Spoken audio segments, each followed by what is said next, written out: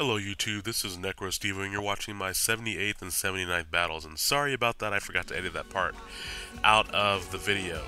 But today's battles are actually going to be the ones that I have from KamiCon last weekend.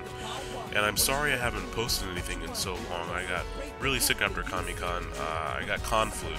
I don't know if any of you guys have ever been to conventions before, but the amount of people that you're around, I probably battled as a gym leader around 60 people, and then in the tournament that was 20 more people. So I was around a lot of people, but I had a lot of fun. And this match, the first one, is the tournament final that we had for the winning the tournament, and of course. But anyways, to get started, I start off with Saphira the Solomons. This is my dragon dancing set, and I immediately come out, get that intimidate off. I figured I could actually one-hit KO the Haxorus. Didn't know what type of build it was running, but I figured I could one-hit KO it. And I do. So that Dragon Claw tears right into Haxorus and takes it out. It's an early 4-3 lead in my favor.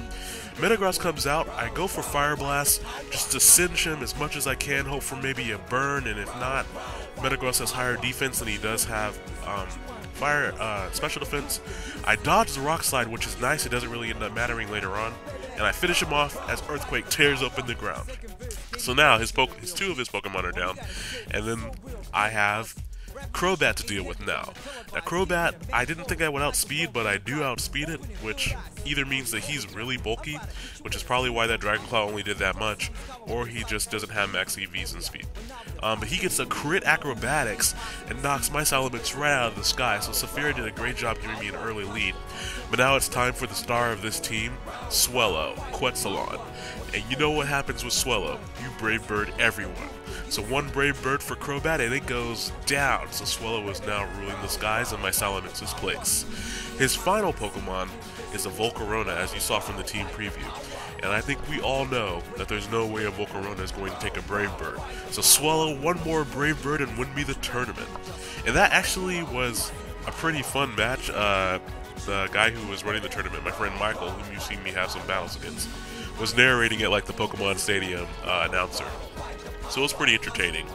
And that may have seemed like a little bit of an anticlimactic match, but a lot of people, including myself, had really random luck during that tournament, and it kind of made it so that unexpected people got into the finals. I'll just leave it at that.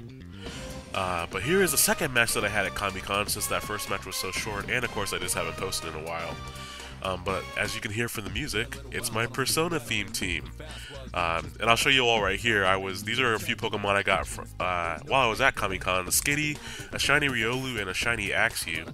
The Axew and the Riolu both have very good natures and at least one max IV and a useful stat. Like, Axew is Jolly, and it has max attack. It has max speed. And the Riolu is Modest. It has Vacuum Wave already on it, and it, has max special attack and max attack. So you will expect to see those shiny Pokemon in some battles soon, because I can't wait to actually have legit shinies to use. But it's been a while since I used my Persona themed team, so I was just using it against one of the random people at KamiCon. Just a shout out to Cindy. If you see this battle, make sure you leave a note in the comments so I know that you watched it. But thank you again for the battle. I actually challenged her as KamiCon as a gym leader not the first year, but last year. And also this year, and this is the first time we had a full-out battle, and she did a great job. And I enjoyed the battle. I got to use my Persona theme team, so that's always fun. She starts off with Thundurus. I don't really care about Thundurus. I didn't have a problem with it when it wasn't Ubers, and now that it's Ubers, that's just one less Pokemon for me to deal with. I never really had a problem with it. She taunts, though, just to stop me from setting up, which is not a bad move considering all the moves Victini can learn. I missed my Fire Blast, which that would have been nice if I had hit it, because then I wouldn't have gotten Toxicked. Or maybe I still would have gotten Toxic, I don't know. But anyways, take out our Thundurus. It Toxics me, but, that's not a big deal. So I get an early lead in this match. But you guys know me, I typically don't post matches unless they're either tournament matches or they're really good matches. So, the start of this battle is not indicative of anything, really. Although she probably could have used that Thundurus later. Anyways, though, I'm locked in on Fire Blast because I am Scarfed. And when threatened with something that can damage the team a lot, it's best to go out to your healer who can buff you up and get everyone set back up. So I go out to Audino expecting maybe a water type attack, but she immediately goes for the Dragon Dance.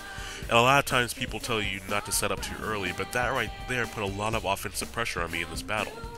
I am physically defensive, so I'm able to take that relatively well, set up a reflect, which means I can take it even better, and gives me time to set up a wish to switch out into something else. And of course, that works best with Yukari because with Regenerator, she's going to heal that HP switching in. I know that my Haxorus Shinji is going to easily take that Waterfall with a Reflect Up, even at her +1, and then the Wish is going to heal off any damage she does. And I was hoping she didn't have Ice Fang, but she shows me that she has it and it freezes me. But you know Shinji, he just headbutts his way right out of that, you know, frozen ice sphere around him and takes her out with a Choice Bandit Outrage. I was a little bit worried about that thing, so I didn't really want it running around on my team. Now, of course, I am locked in on Outrage. She brings out her Cofagrigus, and I'm okay with getting Mummy because that means I lost my rivalry, which means I'll do a little bit more damage next time, which means I'll be doing 20% more damage, actually. So I figured I could stay in and kill it with another Outrage before it started setting up too many Calm Minds. So that's what my plan was right here. I figured she was probably carrying Rest, but I hit myself. Shinji, why must you always die? Slight spoilers for those of you guys who haven't played Persona 3, and if you haven't, please go play that game, because it's pretty awesome. But I do get knocked out by a +1 Shadow Ball from her Cofagrigus, but that's okay though, because I get to bring in Mitsuru here, Toxic it, and I figured I could just stall it out for the most part.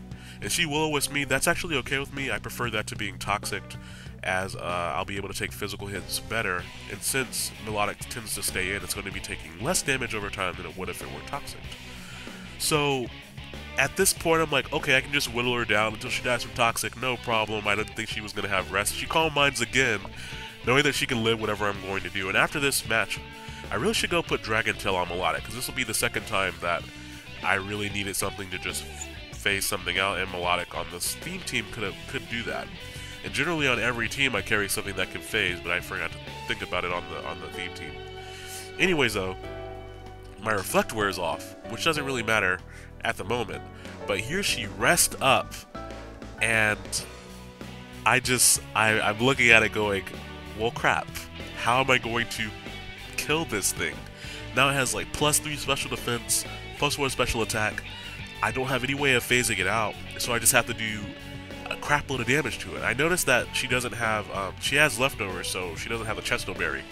So I go out into Aigis, I put up a substitute because she has to sleep one more turn. I figure, you know, free damage. And I have an Earthquake that I'm going to get off first, because of course if I hit her with my Shadow Punch, it's going to knock off my Iron Fist ability, so I want to hit her as hard as I can. And it may have been better to go for the Shadow Fist twice, but I wanted to make sure I played it safe because I wanted the maximum amount of damage as possible out of the Ghost Gem boosted Shadow Punch. So that's what I go for now, piercing right through, and it barely doesn't kill her, and that is the longevity of something that is already dead, like a Cofagrigus. Of course, that Shadow Ball is going to take out Aigis. Her circuits are a little bit fried, but that's okay because now she is at such a low HP that almost any one of my Pokemon could come in and revenge kill it, except for Audino, who doesn't have an offensive move. So of course I go back into Monado. I need to seal the victory between these two, and I go for the Side Shock because I know that her special defense is a little bit more buffed up at the moment. Also locking myself into Side Shock, unless she brings in a Dark type or a Steel type, I could hit something else on her team. She brings in Volcarona, and I do just decide to Side Shock that, hoping to 2-hit KO it, and I critical hit it. That probably mattered. At the very least, she probably could have Bug Buzz or even Quiver Danced up to outspeed me and do more damage on the next turn. And here she brings in Crocodile. She really should have brought that in on the first one because she knew I was scarred from earlier.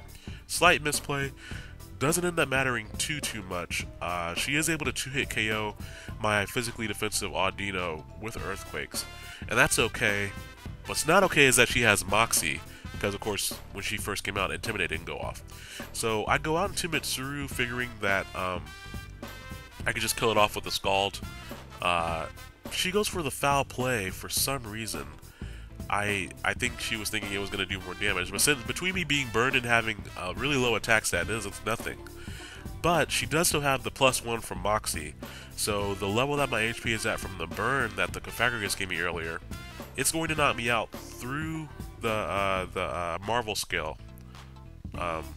Just because the crit. So I completely lost my train of thought there.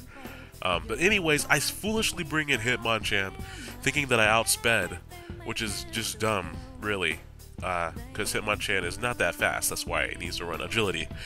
So that was kind of a massive waste. So I bring in Monado here. I believe that he is actually my last Pokemon. So I basically need to Fire Blast my way through the rest of her team and not die to toxic damage. That's what needs to happen right now. And so she has Gardevoir left, which Gardevoir's special defense allows it to take special hits relatively well. So I was like, I know she's going to live this, but what's her retaliation? Does she have Shadow Ball? Fortunately, she just has Thunderbolt, so I'm like, please don't miss the Fire Blast, Monado. And he goes for it, it hits, and I take out the Gardevoir with a measly 19 HP left. So that was a very close match.